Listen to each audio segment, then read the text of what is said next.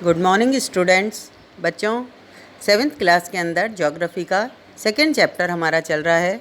आज हमारे द्वारा बुक के पेज नंबर 9 से अध्ययन किया जाएगा। यहाँ पर कल मैंने जो आपको पढ़ाया था वो शैल और खनिज के बारे में था, जो पेज नंबर 8 पर आपके दिया हुआ है। इसमें मैंने आपको बताया था पृथ्वी पर पाई जाने वाली शैल जो होती हैं, 3 प्रकार की शैलों में हम उनको डिवाइड करते हैं। पहले नंबर की जो शैल होती है उसे हम आग्नेय शैल कहते हैं। आग्नेय शैलों को इंग्लिश में इग्नियस के नाम से जाना जाता है। मुख्य रूप से ये पृथ्वी के आंतरिक भाग जिसके और बाह्य भाग दोनों पर पाई जाती हैं। जब ज्वालामुखी प्रक्रिया के द्वारा निकलने वाला मैग्मा बाहर आकर पृथ्वी के ठंडा आकार ले लेता है, लावा का रूप ले लेता है, ठोस रूप ले लेता है, तो उसे हम बहिर्वेदी आग्नेय शैल का नाम देते हैं। और जब यही मैग्मा पृथ्वी के आंतरिक भाग में ही ठंडा होकर ठोस आकार ले लेता है तो अंतर्वेदी आग्नेय शैल का नाम इसको दिया जाता है। फिर इसके बाद हमने इसके उदाहरण वगैरह पढ़े थे। नेक्स्ट नंबर पे हमारे आपके द्वारा जो पढ़ा गया था वो आपके अवसादी शैल थी।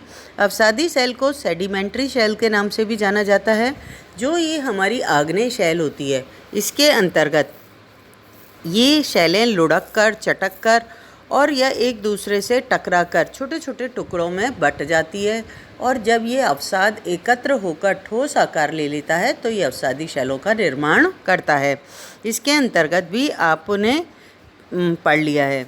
और इस अवसादी शैलों की विशेषताओं के अंतर्गत आपने पढ़ा था कि इसमें जो हमारे इतिहासकार हैं उन्हें जीवाश्म भी मिले हैं या पाए गए हैं। ये जीवाश्म मुख्य रूप से ये जीवाश्म जो होते हैं मुख्य रूप से अवसादी शैलों में ही पाए जाते हैं। अवसादी शैल और आग्नेय शैलों का जब आकार रूप चेंज हो जाता है तो उसे कायंत्र शैल का नाम दिया जाता है। आज हम ये जो शैल का चक्र है इसका अध्ययन करेंगे बेटा। ये आपको मैंने यहाँ पर पेज नंबर 9 पर लेकर जा रही हूँ, जहाँ से आज आपको अध्ययन करना है। यहाँ पर आपके 2 पिक्चर बनी हुई थी, एक तो लाल किले की और दूसरी आपके ताजमहल की। इनके नीचे से जो मैटर आपके दिया हुआ है वहाँ से आज अपन अध्ययन करेंगे। यहाँ पर देखो, आपके अभी मैंने आपको बताया कि हमारे शैलें जो होती हैं आग्नेय, अवसादी और कायंत्रित 3 प्रकार की पाई जाती हैं। उनका निर्माण जो होता है ज्वालामुखी की प्रक्रिया के माध्यम से होता है। और ये सारा का सारा आपके यहाँ एक चित्र के माध्यम से बताया गया है। चित्र को समझाने से पहले चित्र से ही आज अपना चैप्टर स्टार्ट करते हैं बच्चों। यहाँ पर आप देखोगे, इस चित्र को बड़े ध्यान से देखना। चित्र को ध्यान से देखोगे तो शैल चक्र इसके नीचे लिखा हुआ है, दिखाई दे रहा होगा आपको सबको। शैल चक्र दिया हुआ है। स्टार्टिंग अपन ज्वालामुखी, जहाँ पर मैग्मा लिखा हुआ है ना बेटा, वहाँ से करना। मैग्मा जो पृथ्वी के आंतरिक भाग की हलचल है, जिसमें गर्म द्रव्य के रूप में पृथ्वी के ऊपरी भागों से मैग्मा बहने लगता है। इस मैग्मा के बहने से क्या होता है, देखो एरो बना हुआ है एक तो आता हुआ, ये आपके राइट हैंड साइड में देखना बेटा। राइट हैंड साइड में आग्नेय शैल लिखी हुई है और एक चट्टान चौकोर से रूप में बनी हुई है। वहाँ पर उसका आकार ले लेता है। किसका ले लेता है? मैग्मा निकलकर आग्नेय शैल का आकार ले लेता है। और यहाँ पर बेटा 2 चीज़ें दे रखी हैं। एक ऊपर की आग्नेय शैल वाले चित्र पर भी एरो बना हुआ है जाता हुआ, और एक आपके इस पर भी बना हुआ है, जो मैग्मा का चित्र बना हुआ था ना ज्वालामुखी का सा, उस पर भी एरो बना हुआ है। मतलब ये जो आग्नेय शैल लिखी हुई ये तो आंतरिक भाग का हिस्सा है, पृथ्वी के अंदर अंतर्वेदीय आग्नेय शैल है। और जो पहाड़ के ऊपर बनी हुई लावा गिरता हुआ है ना, ये अपने बहिर्वेदी आग्नेय शैल का निर्माण है। तो दोनों ही एरो से मैग्मा को आग्नेय शैल के दोनों प्रकारों को ही इसने चित्र में बता दिया है। अभी जो आग्नेय शैल होती है ना, फिर 2 भागों में डिवाइड हो जाती है। नीचे की साइड में जो एरो जा रहा है वो तो अवसाद तलछट की तरफ जा रहा है। मतलब आग्नेय शैलें छोटे छोटे भागों में लुढ़क कर या आपस में टकरा कर या चटक कर छोटे छोटे टुकड़ों में या शैलों में परिवर्तित हो जाती है, तो ये अवसाद या तलछट बन जाता है। और आग्नेय शैल कायंत्रित शैलों में भी परिवर्तित हो सकती है। देखो सामने बिल्कुल बीचों बीच सेंटर के अंदर एक एरो कायंत्रित शैल की तरफ भी इसका जा रहा है। और कायंत्रित शैलों की तरफ जा रहा है तो वो एरो क्या बता रहा है कि आग्नेय शैल दो भागों में डिवाइड हो जाती है, या तो अवसाद या तलछट के रूप में, जो कि छोटे छोटे महीन टुकड़े होते हैं, या फिर काइंत्रित शैलों का आकार ले लेती है। फिर ये जो अवसाद या तलछट होते हैं ना बेटा, ये अवसाद या तलछट कठोर हो जाते हैं। ये छोटे छोटे महीन टुकड़े जब एक के ऊपर एक जमते चले जाते हैं तो ये किसका रूप ले लेते हैं? चट्टान का या शैल का रूप ले लेते हैं, और इसे हम किस नाम से जानते हैं? अवसादी शैल के रूप में जानते हैं। अवसादी शैल भी अवसाद के रूप में फिर से कन्वर्ट हो सकती है, और अवसाद तलछट जो है वो अवसादी शैल के रूप में कन्वर्ट हो सकता है। तो दोनों ही एरो आते जाते दिखाए गए हैं। अवसादी शैल जैसे आग्नेय शैल काइंत्रित शैल में कन्वर्ट हो जाती है, ऐसे ही आग्नेय शैल जो अवसादी शैल जो है वो भी काइंत्रित शैल में परिवर्तित हो जाती है। देखो ऊपर बढ़ता हुआ एरो है ना काइंत्रित शैल की तरफ, और काइंत्रित शैल फिर मैग्मा में कन्वर्ट हो जाती है, अवसादी शैल फिर मैग्मा में कन्वर्ट हो सकती है, आग्नेय शैल भी मैग्मा में कन्वर्ट हो सकती है।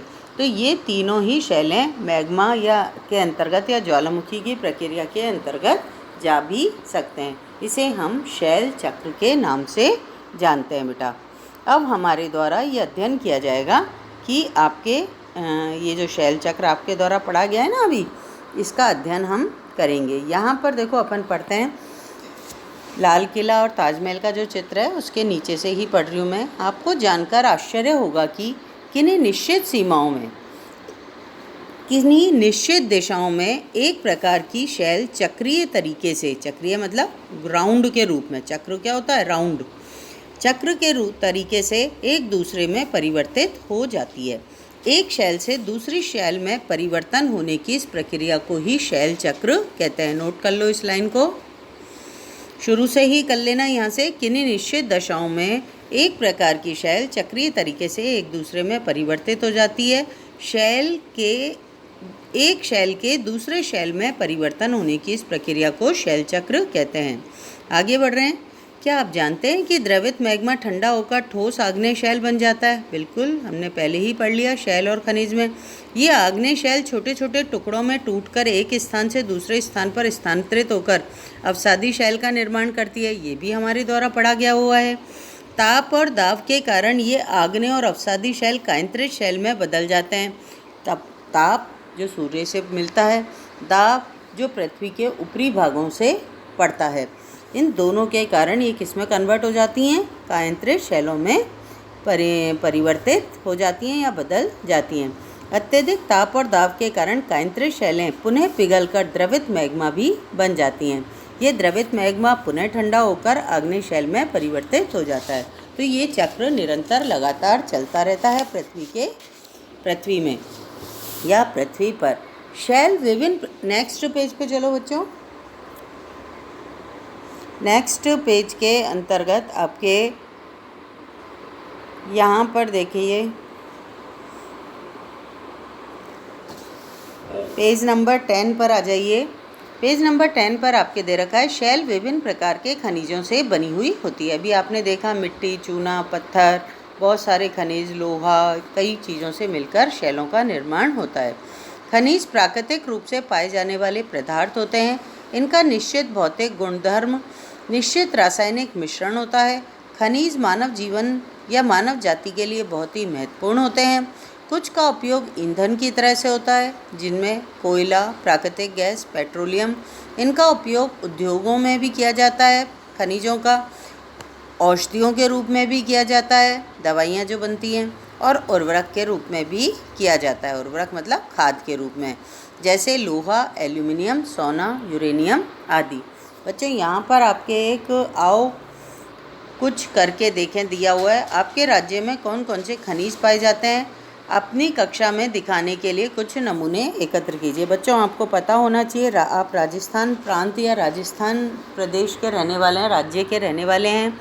राजस्थान को खनिजों का अजायब घर भी कहते हैं।